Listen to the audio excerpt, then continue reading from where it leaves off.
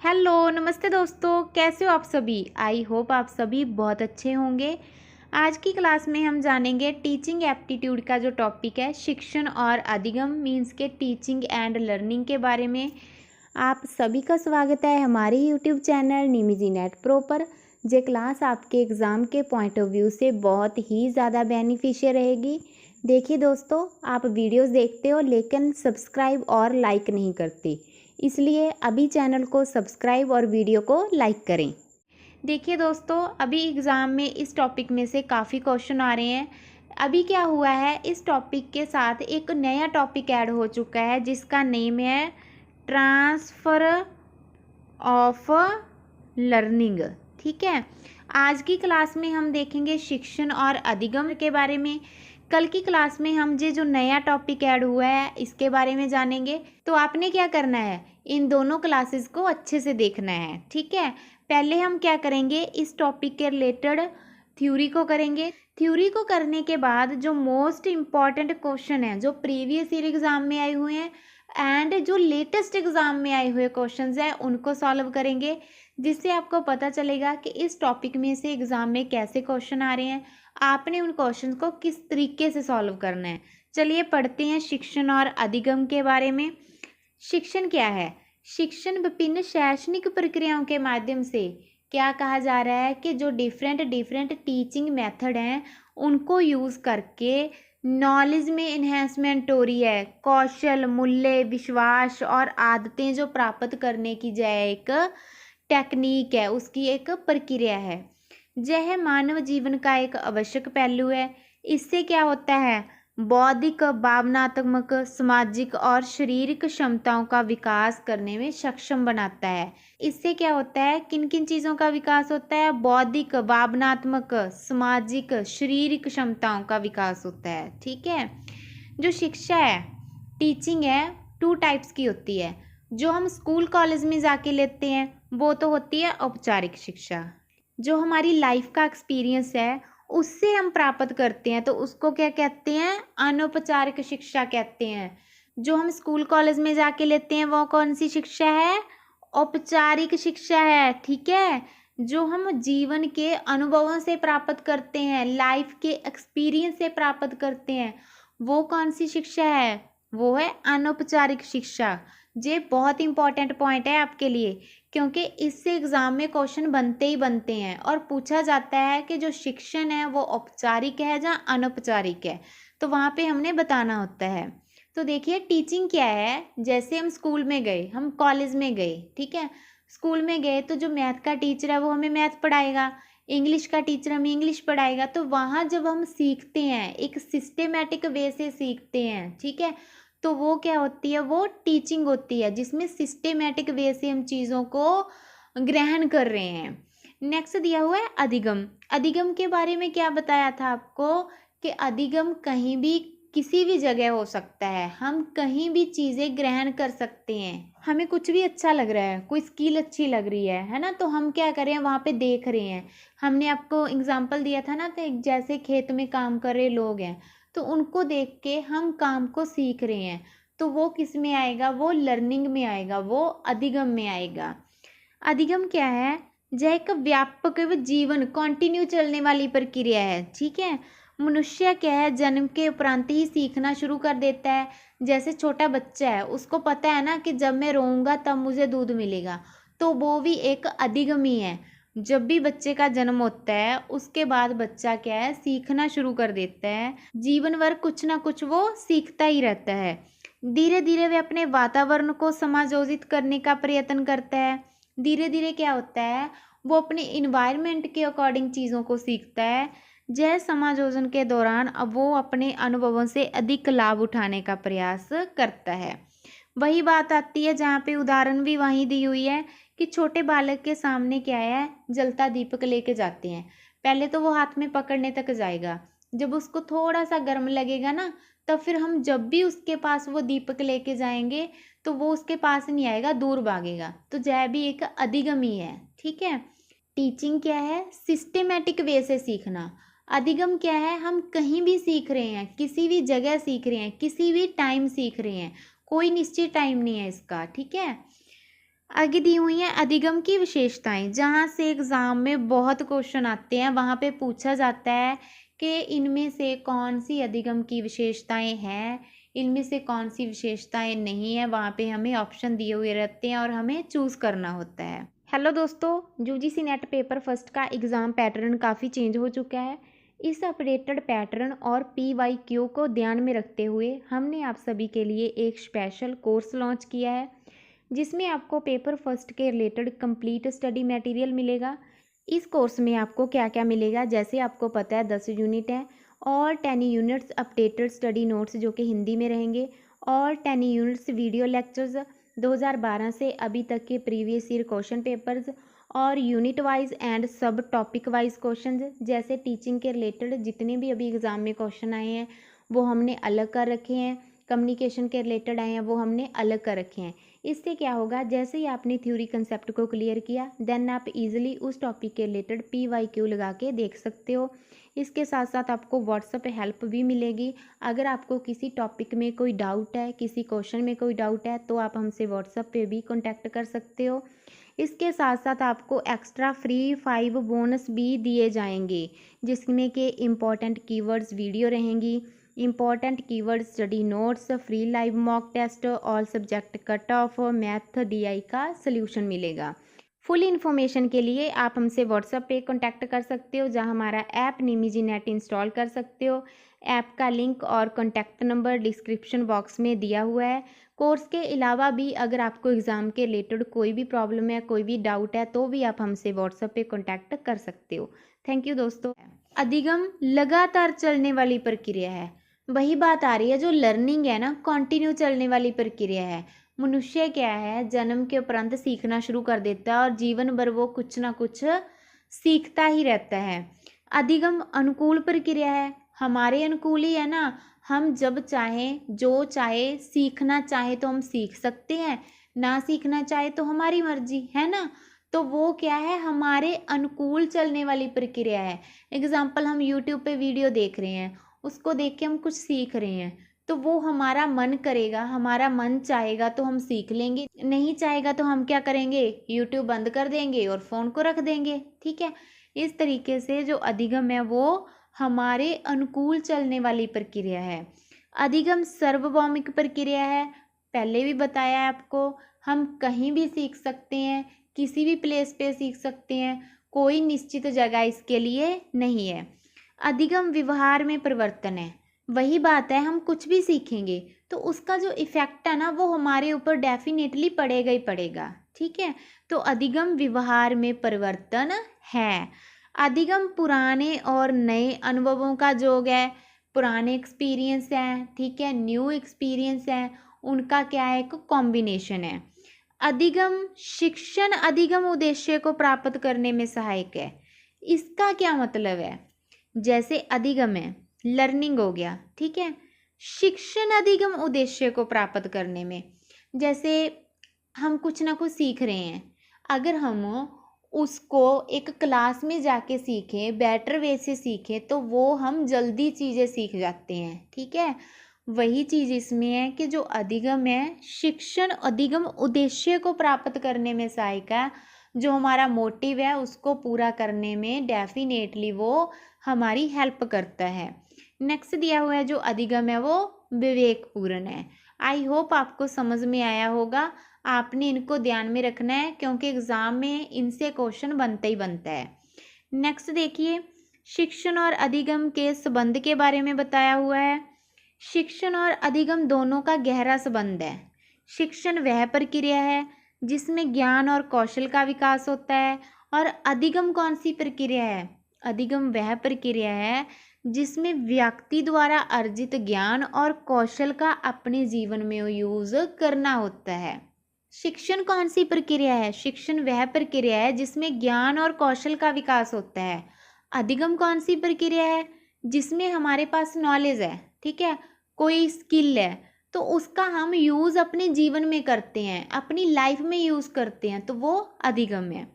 आगे देखिए, शिक्षण और अधिगम में डिफरेंस दिया हुआ है, जहाँ से भी एग्ज़ाम में काफ़ी क्वेश्चन आते हैं, आपने ध्यान में रखना है। शिक्षण में जटिल परंतु अंतर संबंधित क्रियाएं शामिल होती हैं, जैसे कि प्रशंसा करना, प्रश्न पूछना, भाषण देना, प्रोत्साहन देना, कथन, प्रदर्शन, अनुदेशन देना, निर्देश देना। तो ये सारी चीज़ों का जो कॉम्बिनेशन है वो क्या है, वो टीचिंग है। ठीक है, शिक्षण में ये सारी चीज़ें निहित होती हैं। अभी देखिए इनका डिफरेंस जान लेते हैं। अधिगम क्या है, व्यक्तिगत क्रिया है। इसका क्या मतलब है कि जो अधिगम है वो व्यक्ति की अपनी चॉइस है, वो कहीं भी सीख सकता है जब भी उसका मन करेगा कुछ सीखने को। जैसे एग्जांपल वो यूट्यूब पे कुछ सीख रहा है, तब उसका मन है तभी वो सीखेगा। ठीक है, यह विद्यार्थी के उपक्रम में घटित होती है। नेक्स्ट दिया हुआ है, शिक्षण एक कार्य है। ऑब्वियस सी बात है ना। हम स्कूल में जाते हैं, कॉलेज में जाते हैं टीच करने, तो हमारा वो एक काम है, जबकि अधिगम उसका परिणाम है। सही बात है, अधिगम उसका परिणाम है। कैसे, जैसे एग्ज़ाम होते हैं, ठीक है, और इसके साथ साथ जब बच्चा स्कूल जाता है तो उसको सिखाया जाता है कि तुमने समाज में कैसे रहना है, बड़ों का सत्कार कैसे करना है, तो वहाँ से भी वो वह चीज़ें सीखता है। वो उसका अधिगम परिणाम है कि उसने कौन कौन सी चीज़ें सीखी हैं। ठीक है, शिक्षण को एक कार्य भी कहा जा सकता है। सही बात है, मैंने पहले भी आपको बताया ना कि हम स्कूल कॉलेज में क्या करने जाते हैं, पढ़ाने जाते हैं, तो वह क्या है, वह हमारा काम है, जिसमें किसी प्रकार की जो क्रिया है वो निहित होती है। अधिगम को सफलता की उपलब्धि कहा जाता है।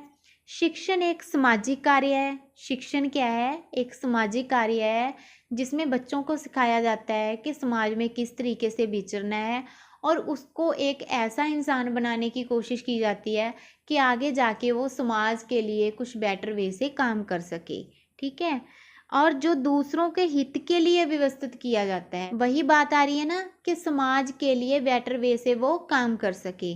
जबकि अधिगम एक व्यक्तिगत क्रिया है। अधिगम तो व्यक्तिगत है ना, वो व्यक्ति की चॉइस पे निर्भर करता है कि उसने कब सीखना है, कहाँ सीखना है, जिसमें मात्र संबंधित व्यक्ति का ही हित रहता है। नेक्स्ट देखिए, शिक्षण करने के लिए अधिगम इसमें समाहित हो सकता है। जब टीचिंग होती है तब क्या होता है, साथ साथ अधिगम भी होता है ना, हम चीज़ों को सीखते हैं। शिक्षण करने के लिए अधिगम इसमें समाहित हो सकता है, लेकिन यह आवश्यक रूप से ज़रूरी नहीं है। एग्जाम्पल देखिए, जैसे ये क्लास है, ठीक है, इसमें बच्चे बैठे हैं, 1 2 3 4 5 6, 6 बच्चे बैठे हैं। ठीक है, ये 3 बच्चे तो पढ़ रहे हैं, ये 3 बच्चे पढ़ नहीं रहे, तो वो क्या है, आवश्यक रूप से ज़रूरी नहीं है कि इसमें अधिगम हो सकता है बट ज़रूरी नहीं है। ठीक है, अधिगम के लिए शिक्षण हो सकता है, यह भी आवश्यक रूप से ज़रूरी नहीं है। जैसे कोई चीज़ है, हमने बेटर वे से सीखनी है। एग्ज़ाम्पल, हम म्यूज़िक सीखना चाहते हैं, ठीक है, म्यूज़िक सीखना चाहते हैं तो हम वैसे भी तो वो सीख सकते हैं ना, विदाउट हम क्लासेस में जाए हुए, अपने तरफ से भी सीख सकते हैं। बट क्या है, अगर हमने उसको बेटर वे से सीखना है तो हम क्लासेस में जाते हैं। इसलिए कहा जाता है कि अधिगम के लिए भी शिक्षण हो सकता है, बट ये भी ज़रूरी नहीं है। ठीक है, आई होप आपको समझ में आया होगा। आपने क्या करना है, इन नोट्स को 1-2 बार रीड करना है, ताकि आपका जो कंसेप्ट है वो और भी अच्छे से क्लियर हो जाए। नेक्स्ट हम ग्राफ से देख लेते हैं एक बार इसके बारे में, टीचिंग और लर्निंग के बारे में। परिभाषा दी हुई है, यह एक प्रक्रिया है जिसमें शिक्षक ज्ञान, कौशल व सूचना प्रदान करता है। ठीक है, और अधिगम क्या है, अधिगम में जो विद्यार्थी है, सीखने वाला है, वो क्या करेगा, ज्ञान को अर्जित करेगा। केंद्र बिंदु इसमें कौन से हैं, इसमें तो शिक्षक है ना जो टीच कर रहा है, इसमें विद्यार्थी है जहाँ कोई भी पर्सन है जो सीखना चाह रहा है। नेक्स्ट देखिए, एक्टिव है, शिक्षक के द्वारा इसको संचालित किया जाता है, विद्यार्थी के द्वारा अपनाया जाता है। जहाँ किसी के द्वारा, कोई भी पर्सन कहीं भी कुछ ना कुछ सीखना चाह रहा है तो उसके द्वारा इसको अपनाया जाता है। ज्ञान का संप्रेषण करना है, नॉलेज को बढ़ावा देना है, नॉलेज को क्या करना है, प्रदान करना है।